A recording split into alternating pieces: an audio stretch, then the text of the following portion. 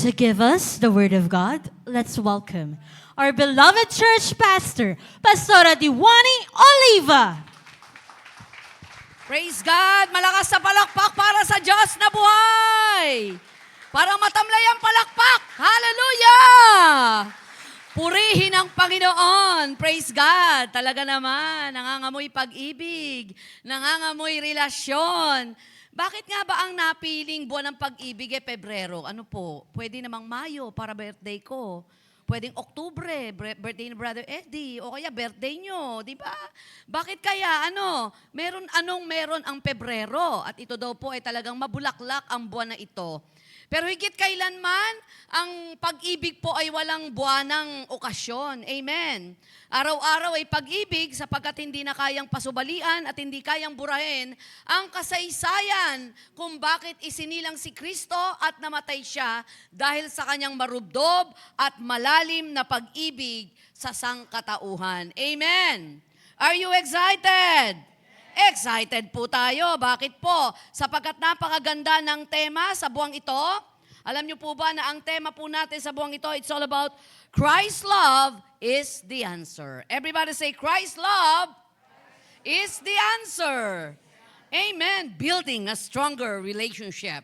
Pag sinabing love, ay nakapaloob po dito ang relasyon. Hindi pwedeng naramdaman mo yan ay walang nakaakibat na relasyon. Ang Bible verse po natin, it's all about John chapter 3 verse 16. Sabay-sabay nga po nating i-quote, 1, 2, 3. For God so loved the world, His only begotten Son, that's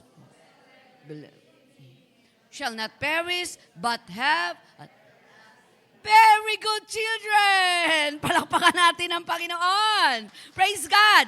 Alam niyo po, ang mga bata po nating mga anak, ito ang una nating pinapakabisa. Di po ba? Ito yung unang-unang kabisado ng aking mga anak. Kahit na medyo mahaba yan, uutal-utal sila, pinakabisado ko yan. Para manuot sa kanilang kaluluwa. Para manuot sa kanilang mga buto. Ayan. Dahil po ang tunay na dahilan kung bakit ang dito pa tayo sa daigdig, ay ang malalim at marubdob na pag-ibig ng Diyos. Ang theme for this month is all about Christ's love is the answer, building a stronger relationship. Ang Bible verse, John 3:16. Subalit ang aking sermon title ay hinugot ko rin po dito. It's all about loving to serve, serving to love. O, di ba? Everybody say, loving to serve, serving to love. Kaya naman po talaga tayo naglilingkod Kaya naman may pagnanasa tayo na bigyan natin ng karangalan at kaluwalhatian at pasayahin ng Diyos dahil mahal natin siya. Amen. Buksan po natin ang ating Biblia o meron ho kayong hawak dyan na Bible sa Book of John chapter 13 beginning verse 1 to 10. Minabuti ko po na baguhin, Tagalog na po ang ating basahin. Sabi po rito sa John chapter 13, Bispiras na nung Paskwa, alam ni Jesus na dumating na ang takdang oras ng kanyang pag-alis sa daigdig na ito upang bumalik sa Ama. Mahal niya ang kanyang mga tagasunod na nasa daigdig at sila'y minahal niya hanggang sa wakas. Pagsapit ng hapunan, inilagay na ng dyablo sa isip ni Judas na anak ni Simon Iscariote na ipagkanulo niya si Jesus. Alam ni Jesus na ibinigay na ng Ama sa kanya ang buong kapangyarihan at alam niyang siya'y mula sa Diyos at babalik sa Diyos. Kaya't siya'y tumayo mula sa hapag, nag-alis ng panlabas na balabal at nagbigkis ng tuwalya sa baywang. Pagkatapos, naglagay siya ng tubig sa palanggana at sinimulang hugasan ng mga paa ng mga alagad at punasan ng tuwalyang nakabigkis sa kanyang baywang. Paglapit niya kay Simon Pedro, sinabi ito sa kanya, Panginoon, huhugasan niyo ba ang aking mga paa? Sumagot si Jesus, hindi mo naunawaan ngayon ang ginagawa ko, ngunit maunawaan mo rin pagkatapos. Muling nagsalita si Pedro, hindi niyo huhugasan ang aking mga paa. Ngunit sinabi ni Jesus, kung hindi kita huhugasan, wala kang kaugnayan sa akin. Verse 9, dahil dito sinabi ni Simon Pedro, kung gayon, hindi lamang mga paa ko, kundi pati na rin ang aking mga kamay at ulo. Sumagot si Jesus, verse 10, ang nakapaligo na ay hindi na kailangang hugasan pa sa kanyang mga paa, sapagkat malinis na ang buong katawan niya at kayong malinis na, subalit hindi lahat kayo. Diyos pong bahalang magpala sa pagkabasa ng kanyang buhay at banal na salita ng Panginoon. Nang binabasa ko po ito, kagabi po, masyado kong ninanamnam. mix po yung aking emotion. Talagang marubdob ang aking puso na talagang pinaniniwalaan kung gaano tayo kamahal ng Panginoon, kung paanong ipinakita rito ang paglalarawan ng alam na ng Panginoon na mamamatay siya. Alam niya ang detalye ng kanyang kamatayan at babalik siya sa Ama. Sana ganun lang kadali na tawagin lang siya ng Panginoon sa isang iglap, mawawala siya sa kalipunan, pero hindi. Kailangan katayin siya, patayin, at hindi biro. At alam din niya na may magkakanulo sa kanya at sa mga oras na iyon ay kaharap niya. At dito ay naganap po ang hindi pangkaraniwang ginagawa ng sinuman. Kaya sila'y nagulat. Hindi nila alam kung anong ibig sabihin nun. Basta kumuha na lamang ng palangga ng Panginoon, naglagay ng tubig, at yung kanyang bigkis ay inilagay sa kanyang bewang. Pagkatapos ay isa-isa niyang pinaupo at hinugasan ang mga paa ng kanyang mga disipulo. Siguro ang tagpong iyon ay natulala sila. Ano ibig sabihin to? Teka, bakit? Alam naman po natin, practically in reality, hindi naman uso nun ng closed shoes. Kadalasan, sandals. At ang nilalakaran po nila ay lubhang maalikabok, maputik, malupa. Kaya po walang malinis na paano nang hinuhugasan ng Panginoon. Lubhang nakadidire kung ikay maselan. Sa realidad lang po Kaya po mix ang emotion siguro ng kanyang mga disipulo dahil, teka, bakit? Teka, hindi maibigay. Hindi maintindihan ng ilan. At ang isang nailang ay walang iba kundi si Pedro. Sabi niya, hugasan niyo ba ako? Ako'y naiintindihan ko si Pedro kasi nahihiya siya. Wag, Lord, wag. Sabi niya, hindi mo naiintindihan ngayon ang ginagawa ko. Wag niyo na po akong hugasan. Sabi niya, kung gano'n, wala kang kaugnayan sa akin, paliguan niyo na rin po ako. Diba? Nakita niyo kung gaano kataas yung emotion ni Pedro? Doon siya talaga inayos ng Diyos Kasi talagang tama naman yung pagmamahal niya, mali ang paraan niya kasi mas madalas yung bugso ng kanyang nararamdaman. Alam niyo, may bugso talaga. Kaya kailangan madisiplina po pagka tayo ay may bugso. Emosyon. Kaya pagka tayo ay walang direksyon at bumugso ang nararamdaman, pwedeng mamali po tayo. Kaya mahalaga na tayo po ay humihingi ng patnubay sa banal na espiritu para makontrol yung bugso ng nararamdaman. Kapag sobrang saya, diba? Ang saya-saya mo, bebenta mo yung titulo ng lupa mo, pamimigay mo. Nung naipamigay mo na, nalulungkot ka na, nang-aaway ka na. Diba? Yung bugso, nang aaway ka, kapag nakapagsalita ka na ng hindi maganda, sa bandang huli, nagsisisi ka. Kaya napakalaga na yung nararamdaman natin ay pinapakontrol natin sa Panginoon, sa banal na spirito. Kaya po mix ang emotion ko. So naunawaan nyo na. Habang binabasa ko, rubdob ang aking damdamin at naniniwala ako kung gaano tayo kamahal ng Panginoon. Nakapagtimpi siya, Ate Dali. Ano pa yung pagkakataong to? Nandito yung magkakanulo sa akin Kayo, nasa kalagayan ni Jesus, na nasa isang okasyon kayo, at alam na alam mo kung sino yung nag-traitor sa'yo, kaharap mo pa! Makakain ka kaya? Baka nangangatog kayo. Habang siguro yung steak at tinitinidor mo, mukha niya iniisip mo sa tinidor. Amen. Pero ito pong si Jesus, kontrolado siya ng Espiritu ng Diyos. O, balikan niyo ako. Diyos yan nasa katawang tao. May pakikipagdigma bilang tao. May pakikipaglaban, nasasaktan, nagagalit. Pero dahil alam niya kung sino ang patnubay niya, nagiging matalino ang kanyang damdamin. Alam niyo ba na kapag patnubay tayo ng banal na spirito, nagiging matalino tayong magmahal. Walang nai-scam. Walang nauuto. Walang nagagaslight. Alam niyo ba ibig sabihin ng gaslight? Sinaktan ka ng sinaktan, ginawan ka ng kasalanan, nang siya'y haharapin mo na, nagpakabait. At pagkatapos, nagmamakaawa, at ang nangyayari, tinitira emosyon mo. Para ang mangyari, makondem ka. Alam niyo po sa panahong to, higit kailanman, hindi lang dapat matalino ang isip, dapat matalino ang puso. Napakarami na pong ginagamit ang kaaway para manakawan tayo. Sabi mo sa katabi mo, huwag kang pananakaw. Diba? Sa mga huling araw, lalong magpapakasama ang tao. Hindi totoo sa pelikula na kapag pumapasok ang mga masasamang tao, may sanib na masasamang espiritu, takot pumasok sa simbahan. Hindi po. May mga magnanakaw pa rin sa simbahan. Baka mamaya, nakabukas yung bag nyo, panatag ka, dahil puro Christian yan, pagbukas mo, wala na pala yung 1,000 mo. Ayun, nandyan po ba kayo? Yun na nakakalungkot. Ngayon, nakakatakot naman na huwag kang magtiwala o magtiwala ka naman. So ito naman ang ibig sabihin naman ng isang matalinong pagmamahal. Kung merong matalinong magmahal, walang iba kundi si Jesus. Hindi natin maaabot ang kanyang katalinuhan sa pagmamahal niya. Bakit? Binigay niya ang kanyang sarili para maligtas ka. Sabi ng iba, kamangmangan yan. Hindi. Dahil walang ibang tunay na magliligtas maliban sa kanya. Kaya nagawa niya tong ibigay. Mga kapatid, sa mga huling panahon po ng ating buhay, higit kailanman malaman po natin ang tunay na kahulugan ng pagmamahal sa paglilingkod natin sa Diyos na buhay. Amen. Matik po yan eh. Kapag ikaw ay nagmahal, hindi pwedeng hindi mo siya paglingkuran. Okay. Magsimula huli ako sa isang tanong. Ibabalik natin kay Jesus. Kung ikaw, wag naman mangyari 1 linggo ka na lang mabubuhay. Ano gagawin mo sa loob ng 1 linggo?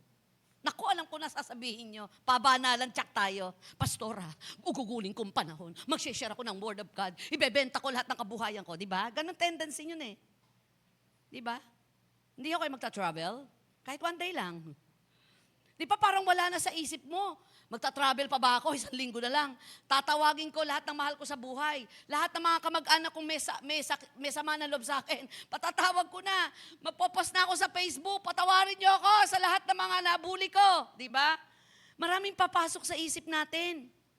O kaya, ang ilan sa atin, hindi, magpapasarap na ako sa buhay. Susuot ko na yung mga Jordan shoes ko. Yung mga iniingat-ingatan ko, natawa ko kay Pastora kayo nung na-diagnose dati. Napakaingat naman po niyan, hindi dahil pinagdadamutan niya sarili niya. Good steward po yung anak ko. Yung mga binili niyang sapatos 5 years ago, kaya pong ibenta yon ng kasing presyo dahil halos alikabok ay walang dumadapo dito. Ganon. Sabi niyo, okay naman si Pastora, dalawin niyo siya. Tingnan niyo po kung gaano kaingat. Pag niregaluhan niyo po yung anak ko, sobrang ingat po niyan. Halos ayaw isuot. Na-diagnose. Meron hong malaking bukol daw sa thyroid. Tapos hanggang sa pinagaling ng Lord, 1 araw lang na himala ng Panginoon. Pag uwi niya, ang isang bagong breakthrough niya, sabi niya, ang dami kong tinipid sa sarili ko, iniingatan ko, sumobra ingat ko, sumobra paglilinis ko, hindi ko na ma-enjoy. Akalain mo, pag nawala ko, napakarami kong mamahaling sapatos, hindi ko man lang natikman ng madala sa paa ko. Mula noon, kahit saan pumunta, suot ang sapatos. Anong punto ko rito? Alam niyo, may mga pagpapalang panglupa at may mga pagpapalang panlangit. Huwag nating pagdamutan ng ating sarili at ang ating kapwa pagdating sa pagpapalang panlupa. Nakakasaya yun eh. Nakakaligaya. Nakakataas ng kumpiyansa. Nakakababa ng blood pressure yon. Amen. Nakakababa ng kolesterol. Nakakababa ng blood sugar mo. Bakit? Lumiligaya ka sa tuwing napapaligaya mo ang iba, napapaligaya mong sarili mo, higit kailanman napapaligaya natin ang Diyos. Amen. Balik tayo kay Jesus. Alam niya, ilang oras na lang, ilang araw na lang, papatayin na siya. Pero saan niya ginugol ang kanyang buhay? Sa pagpapadama pa rin ng pagmamahal sa sangkatauhan sa pamamagitan ng sa pamamagitan ng mga disipulo. Sabi ng verse 3, Jesus knew what the Father had put all things under His power and that He had come from God and was returning to God. Ano yung learning dito sa senaryong ito? Kung bakit ko nasabi na ang titulo po natin ngayong umaga, it's all about loving to serve, serving to love. Simulan po natin. 4 na puntos lamang po ito. Number 1, we learn that Christian love is unconditional and unwavering. Everybody say, unconditional and unwavering. So, nasa katawang tao si Jesus, kasama mga disipulo, iba-iba ang pagkatao, kasama doon ang magkakanulo sa Kanya. 2 tao na inaangkin ng mga taong itong malapit sa Kanya. Una, di ba nung naghahapunan na, ito madalas kong sabihin to yung huling hapunan, pumiraso si Judas ng tinapay, pumiraso si Jesus ng tinapay, binigay kay Judas, saan nakisawsaw si Judas? Di ba? Sa sa sidsidlan o sa lalagyan ni Jesus. Kaya nga sabi niya, ang sino mang sasawsaw sa akin, yun ang magkakanulo. Alam mo, kapag biningin ka na ni Satanas, kapag ang utak mo nakurap na ng maduming kaisipan, kahit na nagsasalita na ang Diyos, hindi mo madinig. Bakit? Pinili mo nang makurap ka. Tandaan nyo, bago madisib ang tao, iyon po ay may proseso. Hindi kinabukasan backslide ka na. Amen. Ang isang tao na binitawan ng paglilingkod, it takes time. Hindi kinabukasan ay sinabing, ayoko na maglingkod. Hindi. May proseso yon. Pinahintulot niya na yung gawa ng kadiliman sa isip niya ay makapaglaro at iyon ang in-entertain niya.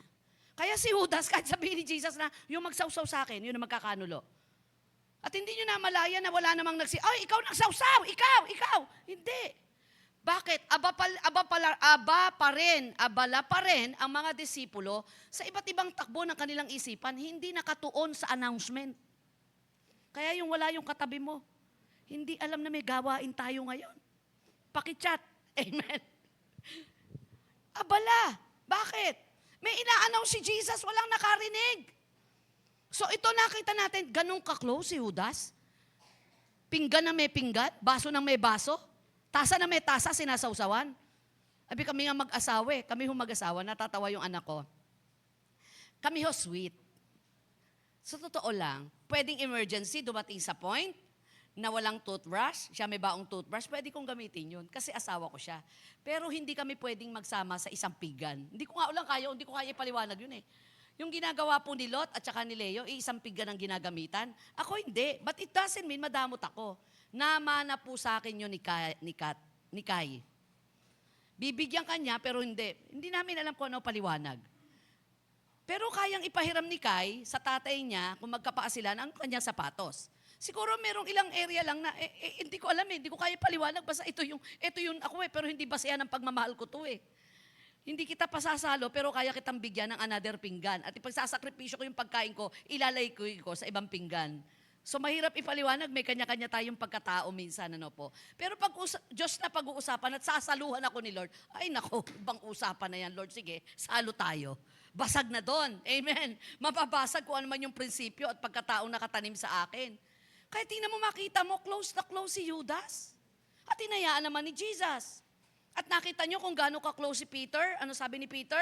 Paliguan nyo na rin po ako. Ayoko mawala.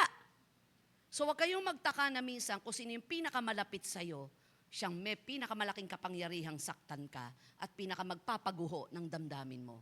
Usapang pag-ibig lang naman. Madalas kong sabihin, kung ayaw mong masaktan, huwag kang magmahal.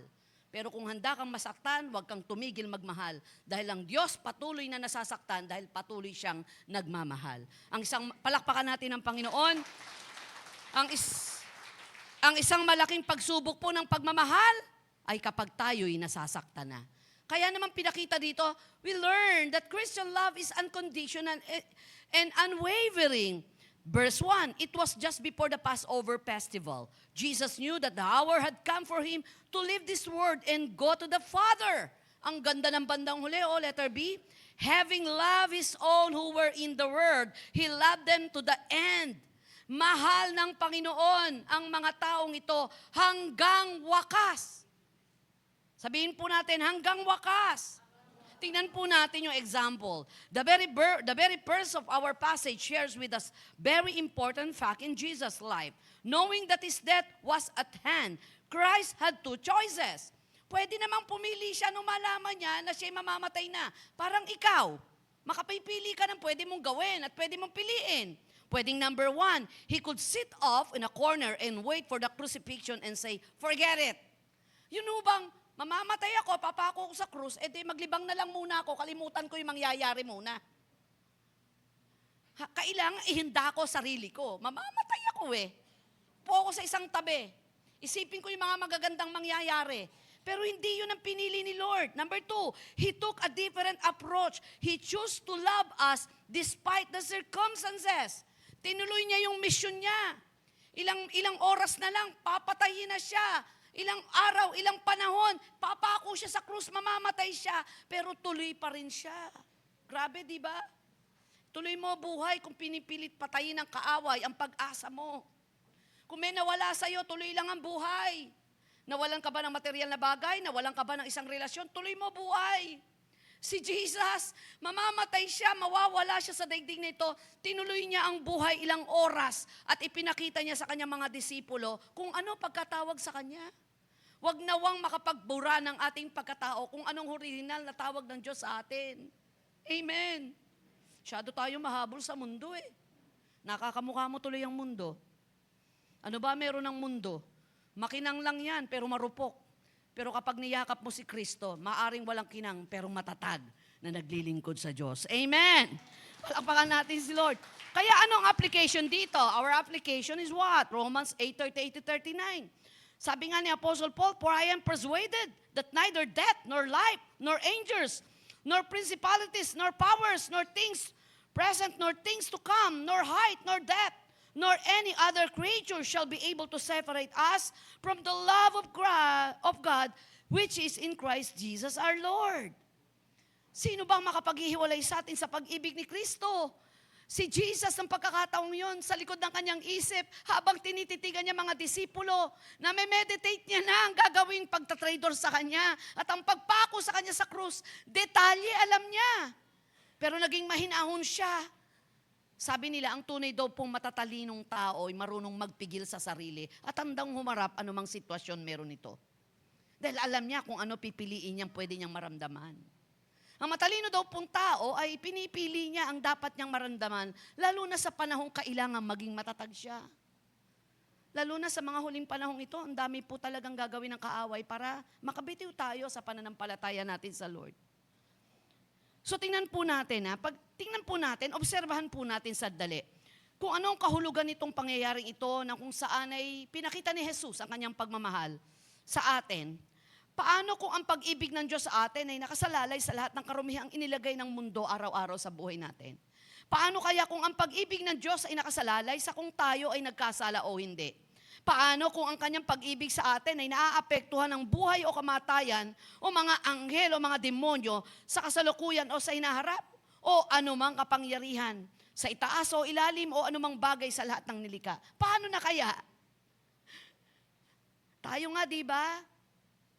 Yung pagmamahal natin sa tao, minsan nakakapikunan tayo, nakakainisan tayo, naaayawan tayo, nakakasawaan tayo.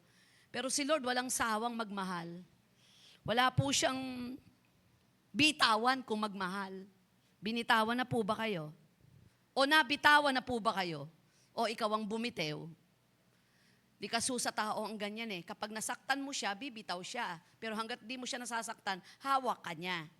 Pero si Lord, madalas nating saktan pero kailanman hindi tayo binibitawan ng Diyos. Siya ang modelo ng tunay na unconditional and unwavering love. Amen. Palakpakan nga natin si Lord. Nung isang araw po, naiiyak ako, sabi ko, habang inaaral ko to, sabi ko, Lord, napaka-sweet mo naman, nakakakilig kang magmahal. Sabi ko, ang dami-dami ko talagang mga hindi hiningi, pero binigay mo. Hindi ko alam sa mga panahong kailangan ko na magtatanggol sa akin, lilinisin yung pangalan ko. Wala ni isa mang tao na tumayo para ipagsigawan at linisin ang pangalan ko na dinudumihan ng kaaway. Pero ibang klase ka, Lord. Ikaw ang talagang nag-aakyat sa iyong anak para linisin anumang dapat linisin at ipakitang ikaw ang Diyos na patuloy na nagbabalabal ng kanyang kabanalan at katwiran. Habang po ako'y nananalangin sa Lord, naalala ko yung pagmamahal ng aking ina, daming kwento ng aking tata. Sabi ko, ang galing ng Lord, yung pag-ibig na divide niya kung paano mo ito ipapadama. May phileo, may agape, may eros. Pero yung pag-ibig mo sa Diyos na agape, ito ay kinonsolidate ng lahat ng pag-ibig na nararamdaman natin sa tao. Ang consolidation nito, tanlundo, walang iba yung agape eh. Para magpatawad, magtiyaga, magtiis. Nagturo po ako sa Marilao last Sunday. Sabi ko, pag tinanong niyo ako ngayon kung madali na para sa akin ang magpastor dahil nakagamaya na for how many years, hindi pa rin. Sasabihin kong mahirap pa rin. Masakripisyo, marami kang titiisin, marami kang isusuko. Pero ang ipangalawang tanong niyo po sa akin sanay ito, bakit nandyan ka pa rin? Kasi naniniwala ko lahat ng ginawa kong ito, dito lang ako ka-jackpot. Lahat ng ginagawa mo sa Panginoong paglilingkod sa Kanya na kahit minsan may kahinaan ka, napupuntusan ka man ng tao, pero sa Diyos pinapalakpakan ka pa rin niya. Dahil lahat ng ginagawa natin, walang sabit yon, lahat yon, puro pagharap mo sa Diyos at nakitang ginawa mo ang the best, papalakpakan ka pa rin ng Lord. Dito, pag nagkamali ka lang ng grammar, medyo mali yung PowerPoint mo, medyo yung suot mo hindi fitted sa'yo, nawawala na sa wisyo ang tao, makakadikinig ka na ng mga salita. Nung isang araw po ay nakabasa po ako ng talagang hindi maganda, hindi talaga maganda. Ang una kong reaksyon ay, masasaktan ba ako? Hindi. Kasi lagi ko sinasabi, dapat maging matalino ko. Pag may nabasa akong di masakit, teka muna, bago ko ibigay ang nararamdaman ko, magtatanong muna ako, masasaktan ba ako? Hindi. Alam mo, sabi ng isip ko, hindi mo naman mapiplis ang tao talagang ganyan, totoo man o hindi. Pero masakit pa rin. Masakit pa rin. Lalo na maraming sunod-sunod na yung tawag, sunod-sunod yung mga nagtatanong, confirm ba to? Siyempre, iba-ibang tao na yung mga tumawag sa'yo, nag-text. Mapapagod ka kapapaliwanag Alam mo, isa lang ang sagot ko, tingin nyo po ba kung ano tingin nyo at nanalangin kayo, sa harapan na lang po ng Diyos. Kahit anong pagpapakabuti mo, iba pa rin ang gustong tingnan sa'yo ng tao kapag meron silang ibang gustong marinig para sa'yo. Salamat na lamang po tayo, ang Diyos, lagi niyang tingin. Tingnan mo, di ba? Galing nung prodigal son Yung prodigal son, umalis ng damit hari, pagdating damit alipin. Hindi nga nakilala ng ibang mga alipin dun Dahil kung may nakakilala, bago siya harapin ng kanyang ama, alipin muna. Yung mga kamanggagawa mo, yung mga empleyado muna nung tatay ng prodigal son. Hindi. Ang tumakbo yung ame. At tinawag ang mga alipin, halika kayo, lapit kayo, dumating ang aking anak na nabuhay. Namatay subalit na buhay. At nakaredy, Ate Dali. Nakaredy ang damit, ang sapatos, nakaredy ang singsing. Ibig sabihin, pinaghandaan ng ama. Babalik tong anak ko, babalik. Sa totoo lang, habang binubulay ko, ano ba ang nagtulak dun sa prodigal son na bumalik? Di ba yung paghihirap naman talaga? Ang kinakain niya, kaning baboy Sabi niya, sa bahay ng aking ama, mga katulong dun, masasarap ang pagkain. Ako dito, nakikisalo sa kaning baboy. Binasa po ba natin? Ang nagtulak sa kanya para magsisi, yung hirap na nararamdaman, bago niya mabulay na may ama siya. Pero hindi siya bumalik dahil nagkasala ako sa iyo. Hindi. Nakita niya lang yung kasalanan nung dapang-dapa na siya. Nung walang-wala na siya. Masahol pa siya, nakapantay niya ngayon hayop. Tsaka niya na-realize, nagbago ba yung kanyang ama? Niyakap siya kahit anong amoy niya. Dinamitan. Hindi nga maintindihan ng kapatid Sabi niya, pambira naman tay. Nagbe-birthday ako, walang party. Heto ako, walang ganyan. Pero grabe yung binitawan ng ama. My son, you are always with me, and all that I have is yours. Ang nananatili sa Panginoon, all that I have is yours. Ang bumibitaw sa Lord, nabibitaw din ang pagpapala. Pero ang nakaugpong sa Diyos, all that I have is yours. Sabihin mo sa katabi mo, walang bibitaw sa pag-ibig ni Kristo. Amen. Christian love must be unconditional and unwavering no matter what the circumstances. Number 2, Christian love is a sweeping love, a love not limited in reception to believers only. The evening meal was in progress, and the devil had already prompted Judas, the son of Simon Iscariot, to betray Jesus. Verse 10, 11 to 12. Jesus answered, those who have had a bath need only to wash their feet. Their whole body is clean, and you are clean, though not every one of you. Not every one of you. So alam na ni Jesus. So ano nakita nating pag-ibig na meron ng Panginoon? Hindi niya nilimitahan kahit sinong nandun. Kung anong gagawin ko sa iyo, gagawin ko din dito sa may magta-trader sa akin. Di ba? Doon po sa kung saan isinilang ang tata ko, sa may bandang Bulacan doon. Pagkapiestahan to talaga. Nagdadatingan ng mga kamag-anak nung araw. So, nung araw pa naman yon, ngayon di na. Iba ho talaga yung bibigyan ng paper plate at iba yung bibigyan ng babasagin. Iba po talaga. Pagka medyo ito, bisitang ibang klase ito, ay talagang leche plan. Dito, sagu-sagu lang at saka suman. So, may discrimination. May mga hugot tayo na hindi. Ito, ibigay natin. Pansinin nyo, sa atin lang medyo mali yun Pag ang bibigyan mo may kaya, mayaman, tatapatan mo no? Pero yung pagwala, talaga sa palengke mo lang binibili Bakit? Kasi tinatapatan mo, bakit hindi natin bigyan yung walang-wala ng ibinibigay mo doon sa mamahaling tao na may kaya, di ba? Nagbabody scrub ba yan? O, di ipatikim. Baka gawing ilagay sa kape yung body scrub. O, di makaranas. Hindi nyo alam ang karanasan ng ganon. Ay, meron palang ganitong sabon. di ba? Pinaranas mo. Hindi nagbabody scrub yan, baka lagay lang sa kape. So, di ba? May mga ibibigay tayong pabango doon sa talagang sasayangin lang. Hindi naman natin alam. Pag winisik nila, hindi nawawala yung amoy. Hindi na ako amoy bakal. O, di ba? Minsan ganun eh. Ang sarap kayang pasahin yung mga taong hindi nakaranas na mga nararanasan mo. Di ba, ate? Lala ko nung dinala ko ni Ate Dali ito. Saan ba yun? Greenbelt ba yun, ate? O, dinala niya ako. Ang haba-haba ng biyahe namin. Tapos kain kami sa masarap. Nang lalaki mata ko, sa Ate Dali, para akong bata, sarap naman po dito. Pinakain ako ng steak. Talaga naman, kain kami. Kain kami ng kain ni Ate Dali. Sabi ko, nung kinuha na yung bill, tinago agad ni Ate Dali kasi sisilipin ko kapiranggot na steak lang yun eh. Habang kumakain ako, nakatitig si Ate Dali sa akin, parang bata naman ako, kain ng steak. O hindi ko mararanasan yun kung walang nagparana sa akin. Dahil, anbawa, ako ikatapat ko, tuyo lang at totoo naman ako, tuyo lang naman talaga ako eh. Pag tinatanong ako sa finance, ano ang gusto mo? Di ako nagpaparinig yung mga nanonood sa FB Live, baka naman padala niyo ako ng 1 kilong tuyo, wag na ho. Yun ang hirap sa pastor eh. Tinitiyak ko sa inyo, mamaya ulam ko tuyo. Di ba? Minsan nakuha niyo pa yung logic. Si Lord, pare-pareho niyang mahal eh. Hinugasan ko pa nito, pati si Judas, huhugasan ko, pati si Pedro. Huhugasan ko lahat. Ano example dito? An amazing things happen during this scene. Di ba nakita po natin?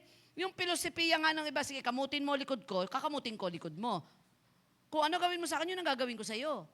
Pero si Jesus, hindi. Hindi niya pinaramdam, hindi niya pinakita. Walang nabago sa kanyang nararamdaman. Tayo nababago, di ba?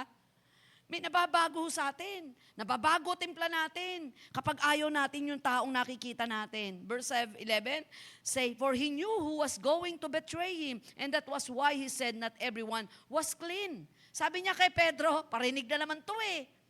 Lahat kayo nalinis na, hindi na kailangan maligo pag kayo naglumapit. Pero hindi lahat. O, kita? Naintindihan kaya ni Pedro, ni Judas yun? Hindi. Amen. Nagpaparinig na si Jesus, di mo pa marinig na ikaw yun. At kung naparinggan ka, pasalamat ka, hindi ka lang madirekta, o kaya mas masakit kasi pag dinirekta ka. At least mayroong konti ka pang, parang ako yun. Hindi, siya yun. Diba? Hindi pa rin niya naintindihan. Bakit? Plain si Jesus. Sakto lang. Ayos lang. Ano yung application natin? Matthew chapter 5, verse 43 to 45. You have heard that it was said, love your neighbor and hate your enemy. But I tell you, love your enemies and pray for those who persecute you. One time may lumapit sa akin mag-asawa. Sabi niya, Pastora, pwede ho ba sa Kristiyano maghiwalay? Hindi ko alam kung ano sasagot ko rito. Depende po, gumano na ho ako kasi baka bagong doktrina, ito naman po magpahamak sa akin. Ano na ho ba nangyayari sa inyo? Wala na hong ginawa yun, kundi ibalik ako sa kahapon eh. Bungangaan ako. Tapos naman ho yung nakaraan, sabi doon sa babae. Sabi naman nung babae, paano kung di ko siya bubungangaan sa nakaraan? Pakiramdam ko, hindi pa ho nagbabago. Sandali lang. Pakiramdam po? Opo. Hindi ho pwedeng basihan ng pakiramdam. Amen. Pag halimbawa dumating sa point, suspect ka, tapos meron pong ginawang witness, ito witness. Sige, ikaw ba ay talagang tatayuan mo na siya yung nakita mong pumatay? Opo, pakiramdam ko po talaga siya pumatay. Pwede ba yun? Hindi. Hindi mo base sa pakiramdam. Pakiramdam ko talaga siya naninira. Pakiramdam ko. May nagsabi po sa akin, Pastora, pakiramdam ko yan yung taong yan na naglagay dyan. Yan yung nag-post. Teka, pakiramdam lang yan eh. Pwedeng dayain tayo ng ating nararamdaman. Amen po ba? So sabi nung asawa, sabi ko, sandali, pakiramdam lang po ba? Opo. Sabi nung lalaki, yan ang mahirap dyan eh, dinadaan ako sa pakiramdam eh. Nahihirapan na po ako. Sabi nung babae sa harapan ko, ano gusto mo? Sa harapan ni Pastora, maghiwalay tayo. Sabi ko, ayoko hong maging instrumento ng pagwasak ng pamilya. Sabi po ng Biblia, di po ba? Lalaki, mahalin mo ang iyong asawang babae. Minamahal ko naman po eh. Hindi! Sabi nung babae. Ikaw ho kayo ngayon po, mahal niyo pa po ba yan? Parang hindi na po. Wala ho tayong lulusutan. Ano ho ba turing niyo sa kanya? Kaaway! Uy, sakto! Sabi ho ng Bible, mahalin mo ang iyong kaaway. Napakamot sa ulo eh. No choice eh. Mamahalin mo, hindi lang yung kaibigan mo, pati kaaway mo, mamahalin mo eh. Minsan nga nag-usap kami ni Lord, Lord, nagjo-joke ka ba? Diba? Yung nagnakaw sa'yo, yung nag-scam sa'yo, yung nanira sa'yo, sabi ng Lord, mahalin mo. Pero alam nyo, kapag unti-unti mo nang minamahal, kasi hindi naman bukas makalawa yung bang natapakan yung indro mo, napakasakit. Tapos sabi mo, I love you. Masakit pa eh. Amen ba? Yung kananakaw lang sa'yo, sabi mo, thank you.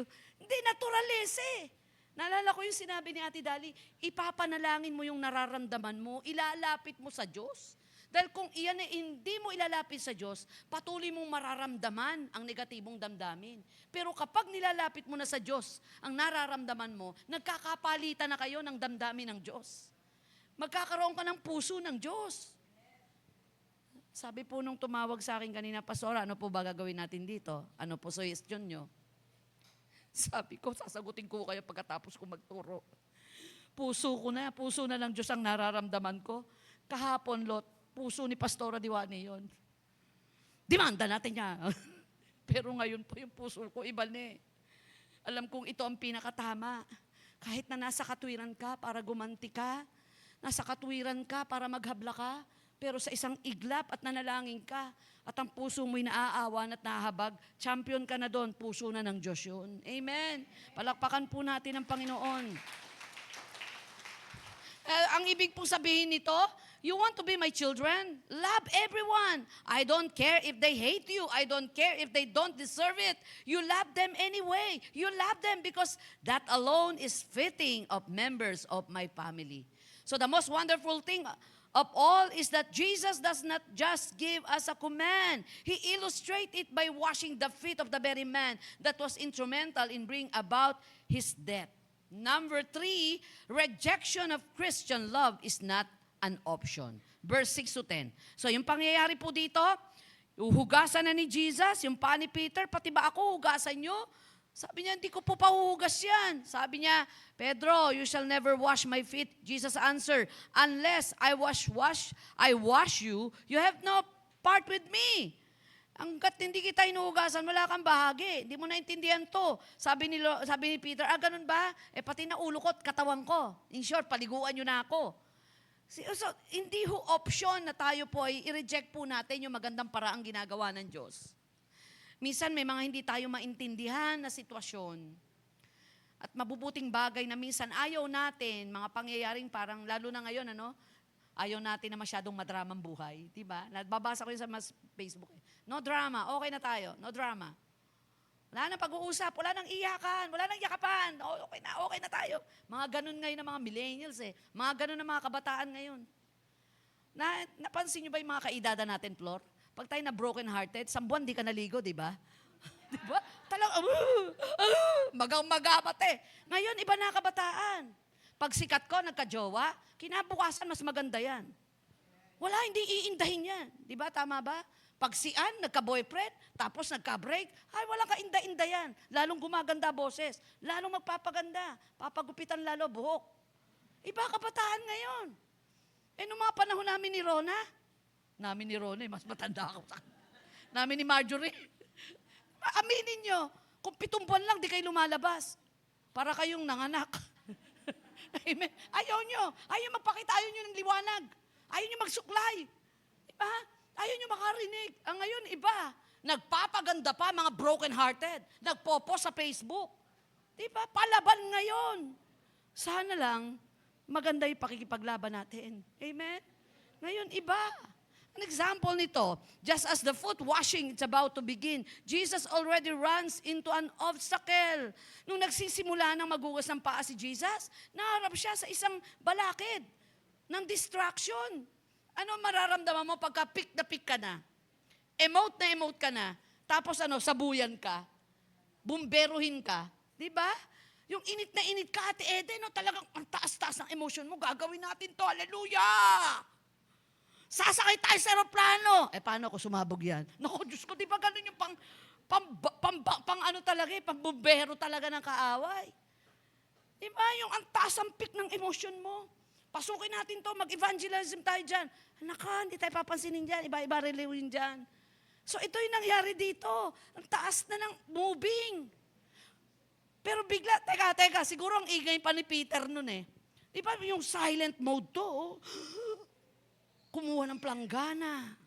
Nagugas ng pasag. Sabi ng mga disipulo, ano sabi ni Pedro? Teka po, Lord, patiban man ako, hugasan niyo. Wag na. Yabang ng dating. Mahal ko kayo, kahit ano, hindi ko kaya yan. Pero nakadistract yun sa pag-ibig ni Jesus sa ginagawa niya. Pero nagpatuloy pa rin si Jesus. Any distraction sa pagmamahal natin sa paglilingkod sa Lord? Ano mga pandidistract, panggugulo, pambubumbero ng kaaway para hindi maging maigting ang ating paglilingkod? He came to Simon Peter who said to him, Lord, are you going to wash my feet? Talaga na nga naman, oo. Diba? Ano yung response? This elicits two response for us. Number one, first is response to God's love towards us. He places two choices in front of us. Verse 8b, but Jesus said, unless I wash you, you have no part with me. Number two, the second is response to the love of our brothers and sisters toward us. Naging mahinahon pa rin si Jesus. Alam mo, Pedro, wala kang magiging kaugnayan sa akin.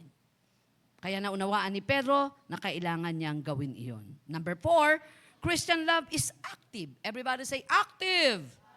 Diba? Kapag ka nagmamahal tayo, nakakalakas ang pagmamahal. Amen? Alam mo, nung itong week na to, talagang glory to God. Hanggang ngayon, iisip ko, ba't ko kinaya yon? Pati yung anak ko, napapago na si Kai. Ma'am, sabi ko, hindi kita anak, kapag di mo kinaya yan. Sinama ko si Pascal, lalo na nung kasagsagan kasi, nagbi-meeting kami. Kagabi, 2:00 na natapos. Champion talaga si Mikay, nakapagturo pa ng prayer watch. Wala yatang nag-take over, ate. Wala akong tulog yon, magdamag. Tapos, wala rin tulog si Ann. Nakita niyo yung taas ng anointing? So, nakikipagsabayan po kami sa inyo, mga nagpa-practice, LWTC.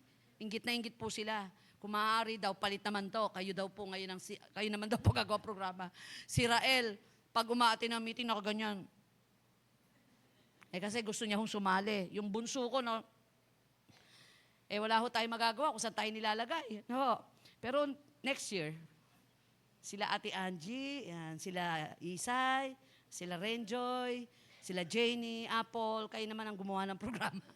Sasali ko dyan. Hindi yun marami ho akong trophy sa declamation. Palaban ako sa drama, palaban din ako sa comedy, pati sa sayaw, sasali ko dyan. Palit naman minsan. Kita nyo, taas ng anointing, nagturo sa prayer watch, nag-worship. Bakit nagagawa yun? Kahit nasabing kabataan yan. Kasi ako naniniwala, mahal nila si Lord. Bukod sa may mahal ba kayo dito sa loob? Hindi. Si Lord lang talaga mahal nila. Kasi yung kanilang puso, nakasentro kay Lord. Amen. Nag-anointing oil po ako ng mga estudyante, kulang 500 po yun. Pagkatapos po, umuwi ako nung gabi, nagkaroon kami ng meeting ng CPC. Nag-brown out. 9:00 ng gabi hanggang 8:30 ng umaga. Halos wala kang tulog. Takbo ka sa gawain ng hapon. Kinabukasan, anointing service sa Pires. Wala pa pong 1 oras pahinga, takbo sa Marilao, ministry, para kang nag-anointing. Pagdating ng gabi, graduation ng advance. Kinabukasan, gawain uli, attend ng meeting. Sabi ko, grabe For the glory of God, sabi ko sa sarili ko, congratulations self, 54 ka, pero para kang 18 lang. Di ba? Because of the love of God. Christian love is active. Nagiging aktibo ka sa mga katotohanang dapat mong gawin. Jesus knew that the Father had put all things under His power and that He had come from God and was returning to God. Papaalis na ako, kaya dapat gawin ko na to. Kailangan wala akong mamiss sa paggawa ko sa Lord. Kaya naintindihan ko po yung ilang mga katandaan. Si Ate Imelda Cruz, panay ang saway namin, pero hindi mo masaway. Sabi niya, ano pa ba gagawin ko sa buhay kong ito? Kaya nga ako pinalalakas para ibigay ko kay Lord. Amen. Ano example nito? Verily, truly, I tell you, no servant is greater than his master, nor his messenger greater than the one who sent. Talagang ang Diyos, kapag pinadala ka, itataas niya ang pangalan mo, ibaba mong sarili mo, at ikaw ang makikita ay ang Diyos sa buhay mo. Anong application? He commands the same of us, we are to love through serving. Kapag nagmahal tayo sa Lord, ang kasunod po doon ay ang pagmamahal sa ministeryo na pinagkatiwala niya sa atin. Mahal po ba natin ang JIL? Ay, oo. Mahal natin ang church, mahal natin ang mga kapatiran. Salamat, nagkaroon tayo ng extended family, yung extension ng pamilya. Dito dumami ang nanay, tatay, kuya. At dumami po yung pwede mong kuning inaanak sa kasal. Di ba? Inaanak sa pagdededicate. Ang dami mong ka-prayer partner. Salamat po sapagkat hindi ka nauubusan ng taong tunay na mananalangin at magmamahal sa iyo. Pagka may mga kailangan ipag-pray, nandun po ako sa GC ng Wina, updated po ako sa mga ipinapanalangin doon. Kahit minsan di ko masyadong kilala sino baka ako itong dapat ipapanalangin ito. Pero may nananalangin po sa buhay ng bawat isa.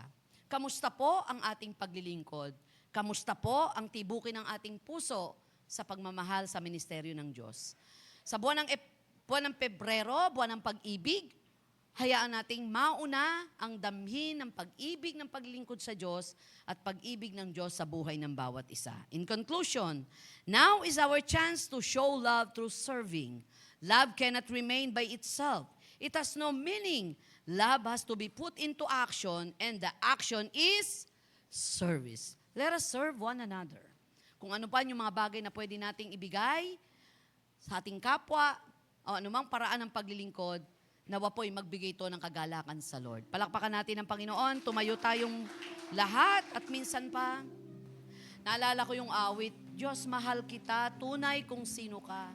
Diyos mahal kita, tunay walang iba. Turuan mo sanang ibigin ka, buong puso at kaluluwa. Ang ganda ng lyrics, turuan mo sanang ibigin ka buong puso at kaluluwa. Sana by faith, itong taong 2025, masigit na maging tama ang paraan ng ating paglilingkod. Pusuan natin lahat. Kasi kapag hanggang isip lang ang ginagawa natin sa ministeryo, hanggang dyan lang yung maibibigay mo at magdududa ka.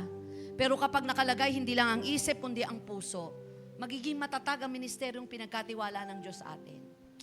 Kahit pa sabihin hindi tayo swelduhan dito, ikaw pa nga ang nagbibigay, magiging matatag ang ating pagmamahal sapagkat may puso, iyon eh. Iba yung may puso, nadadama ng tao yon. Kahit hindi mo sabihin mahal mo siya, yung pagbibigay natin ng tulong. Kaya sabi natin, Lord, ngayon po ay buwan na kung saan ay iniisip nila yung buwan ng pag-ibig, buwan ng relasyon. Panginoon, ituro mo po sa akin, Panginoon, sa amin, ang tamang pagmamahal sa iyo at sa aming kapwa at sa aming sarili. Let us worship the Lord our God. Hallelujah, Jesus. Diyos, mahal kita, tunay kung sino ka. Diyos, mahal kita, tunay walang iba. Diyos, mahal kita, turuan mo sana ibigin ka buong puso at kaluluwa. Diyos, mahal kita, tunay kung sino ka. Diyos, mahal kita, tunay walang iba.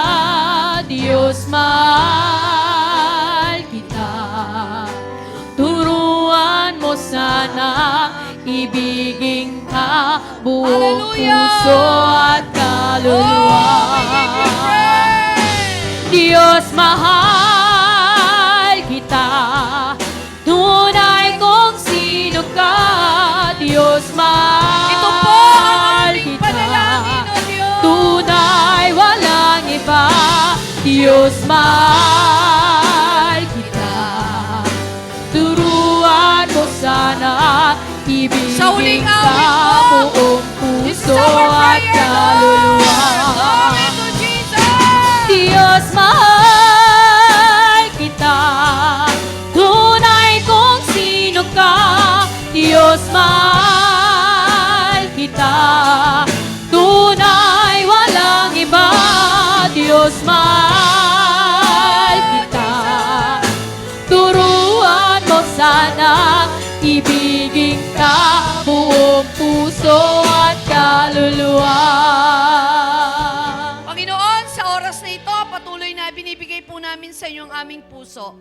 Marami pong hamon para mapatunayan po namin ito sa iyo. Pero Lord, wala kaming pwedeng patunayan kundi ang aming kahinaan lamang na ang nasa namin kami iyong palakasin. Salamat po sa mga pagkakataon na minsan ay sinusukat kami ng mundo. Pero kailanman, Panginoon, walang sukatan ang iyong pag-ibig. Salamat, Panginoon, sa kabila ng aming pagkukulang, pagkakamalit, kahinaan, ang iyong pag-ibig ay hindi nababago nito. Hindi nakasalalay ang iyong pag-ibig kung ano't sino kami sa nakaraan at maging sino kami ngayon. Minahal mo kami noon, magpahanggang ngayon. Nung wala pa kami, Panginoon, sa piling mo at hindi ka namin tinatanggap pa bilang sariling tagapagligtas, pareho lang ang pagmamahal mo. Walang nababago, Panginoon. Hindi nababago ng sitwasyon, hindi nababago ng ilang taong pangyayari. Sinusuko namin sa iyo ang aming mga sarili sa mga panahong kami pinanghihinaan, sa mga panahong kami po ay nawawala ng pag-asa, sa mga panahong nabubulabog ang aming kapayapaan, natitingin kami sa pangangailangan ng aming mga buhay, at ang mundong aming ginagalawang ay masyadong mapangahas na pakialaman ng aming pagmamahal sa iyo. Kaya naman, Lord, nagtitiwala kami sa kaya mong gawin. Sumusuko kami sa iyo. Ibaba mo po ang iyong mapagpalang kamay sa mga babae at lalaki na narito, maging sa aming mga nanunood, na aming mga ka-FB, O God. Lord, sa aming mga ka-FB family at sa mga narito ngayon, Lord, dalangin ko, Panginoon, patuloy na bisitahin mo ang aming mga buhay, ang aming mga kinabubuhay, ang aming mga relasyon sa aming pamilya, sa aming mga anak, sa aming asawa. Panginoon, kung nangangailangan ng renewal, Lord, sa marriage, Lord, spiritual renewal of marriage, Lord. Idantay mo yung mapagpalang kamay sa relasyon ng mga mag-aasawa, maging ng mga magbibiyanan, ng mga magmamagulang. Lord, dalangin po namin, Lord, na makita po namin ang higit na tunay na yaman namin sa daigdig na ito. Ito ay ang aming relasyon sa iyo, relasyon namin sa aming mga mahal sa buhay. Kadalasan nasisira ang aming relasyon dahil sa mga panandaliang biyaya lamang sa mundong ito. Lord, agapayanan mo aming pagtitiwala at pananampalataya. Tulungan mo kami, Lord, na sa iyo lamang tumingin. Salamat po, dakilang Diyos, at sa umagang ito, maingat ko pong ibinabalik ang pinakamataas na papuri, pasasalamat, kalwalatian. Sa ngalan ni Jesus, ang lahat ay magsabi ng Amen and Amen.